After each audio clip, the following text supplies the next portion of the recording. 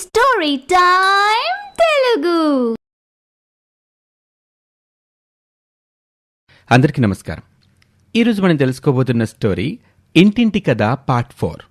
అలా ఆ రోజు నుండి రాజశేఖరం, వరలక్ష్మి కొడుకు కోడలతో కలిసి హాయిగా కాలం గడుపుతూ ఉంటారు. కొన్నాళ్ళకి నవీన్, పల్లవిలకి 2 మగపిల్లలు పుడతారు.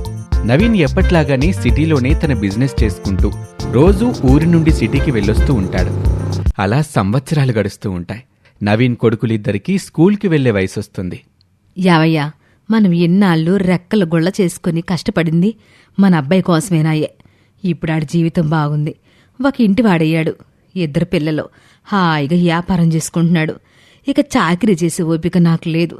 నడు నొప్పితో బాగా ఇబ్బందిగా ఉంది. నా మనసులో మాటే నువ్వు కూడా చెప్పావు. నాక్కూడా మోకాళ్ళ నొప్పులు బాగా బాధిస్తున్నాయి వరలక్ష్మి. కూర్చుంటే లేవలేకపోతున్నాను, లేస్తే కూర్చోలేకపోతున్నాను. అయితే వచ్చే సంవత్సరం పొలం కౌలుకి ఇచ్చే, మనం హాయిగా మనవాళ్లతో కాలక్షేపం చేస్తూ కాలం గడిపేద్దాం.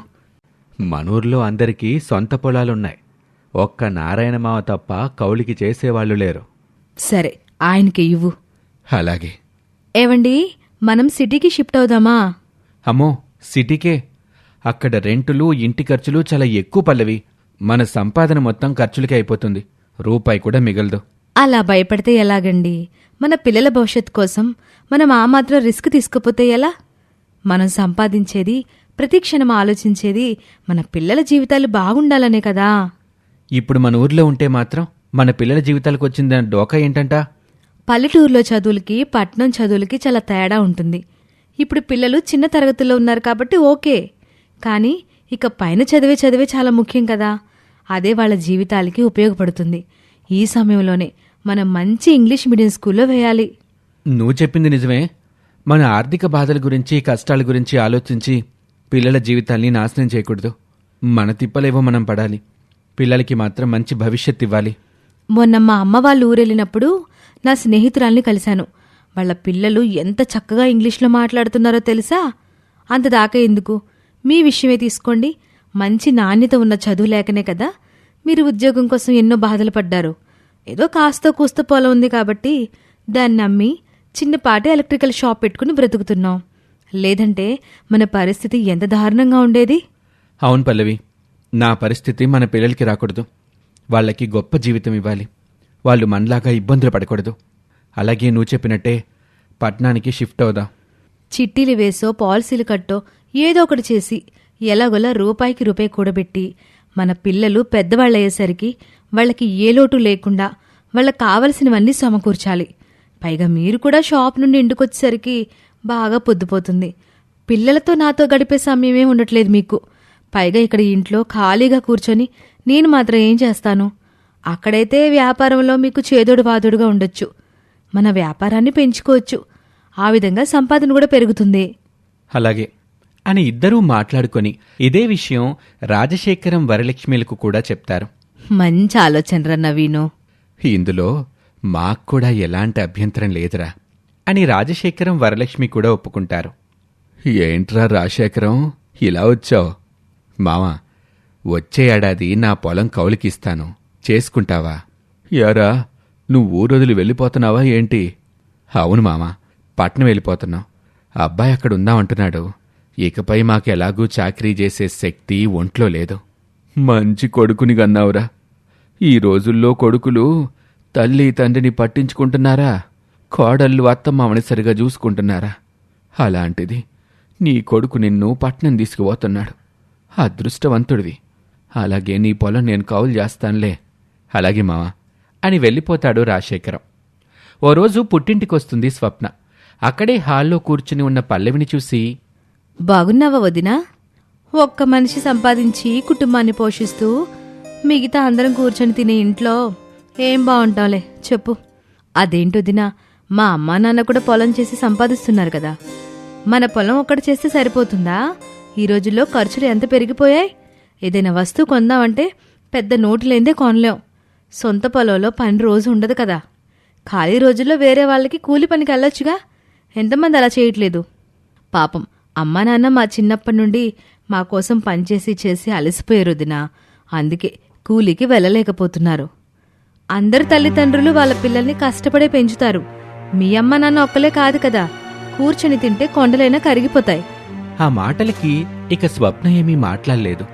అమ్మా నాన్న ఇంట్లో లేరా వదినా? పొలం వెళ్ళారు.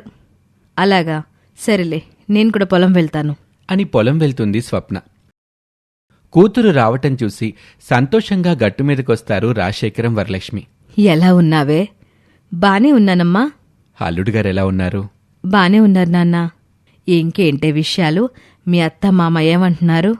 తెలిసిందే కదమ్మా, ఎప్పుడు సందు దొరికితే అప్పుడు నా మీద నోరేసుకుని పడిపోతుంది మా అత్త. మా మామ ఆవిడికి వంత పాడుతూ ఉంటాడు.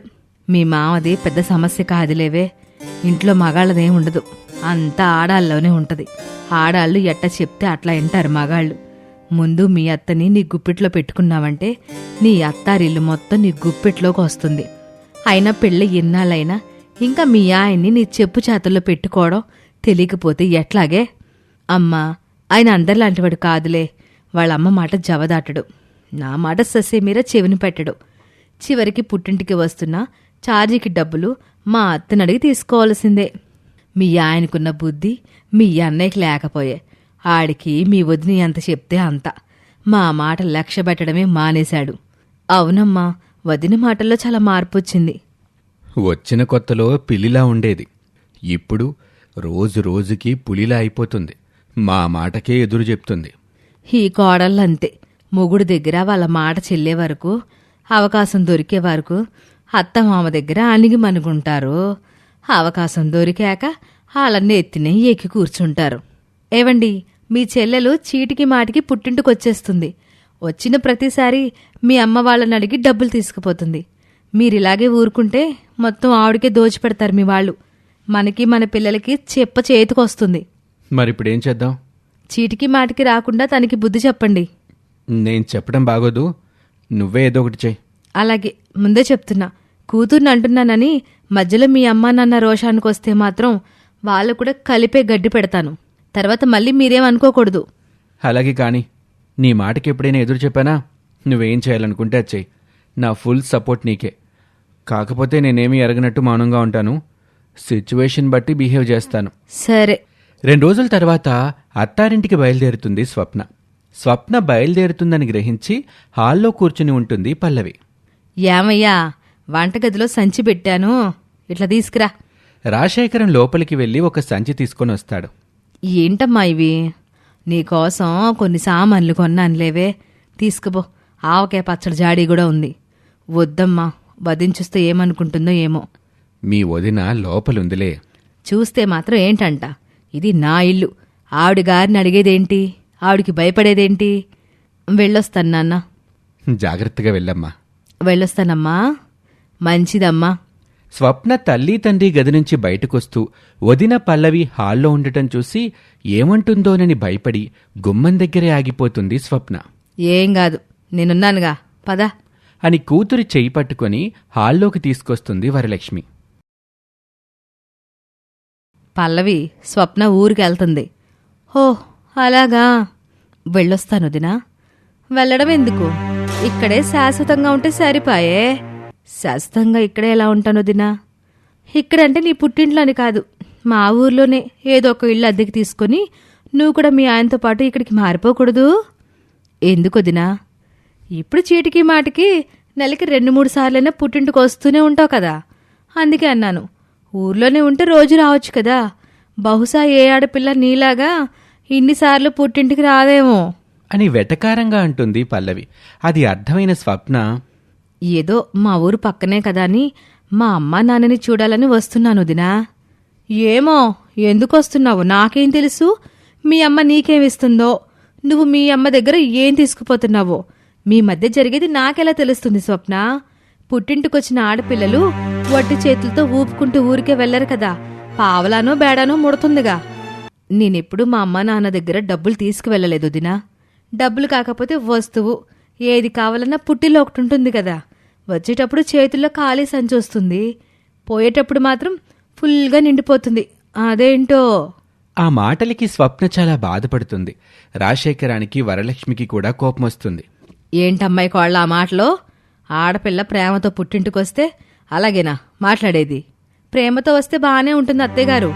తనకు అవసరం వచ్చినప్పుడల్లా పుట్టింటి పైన ప్రేమ గుర్తొస్తేనే ఇక్కడ ఇబ్బంది. ఏమ్మా, నువ్వు కూడా పుట్టింటికెళ్తావుగా? మీ వదిన కూడా ఇలాగే అంటే నీకెలా ఉంటుంది? నన్ననే అవకాశం మా వదినికి ఇవ్వను. నేనేమి మీ కూతురులాగా చీటికి మాటికి పుట్టింటికి వెళ్ళను కదా. అందుకే చెప్పానమ్మా ఇవేమొద్దని. నువ్వే నా మాట వినలేదు. నా కూతురికి పెట్టుకునే హక్కు కూడా నాకు లేదా? అలా ఎన్నాళ్ళు? ప్రతిదానికి ఒక హద్దు ఉండాలి కదా. లక్షలకు లక్షల కట్నాలకు తీసుకుపోయి కూడా ఇంకా పుట్టింటి మీద పడి అందిన కడికి దోచుకుంటూ ఉంటే మేమెలా బ్రతకాలి? మీకు బుద్ధి లేకపోయినా మీ అమ్మాయికైనా ఉండాలి కదా. మొత్తం ఆవిడకే చేరవేస్తే రేపు మా పరిస్థితి ఏమిటి? మా గురించి ఆలోచించారా? ఆ మాటలకి స్వప్న సంచి అక్కడే వదిలేసి ఏడుస్తూ వెళ్ళిపోతుంది.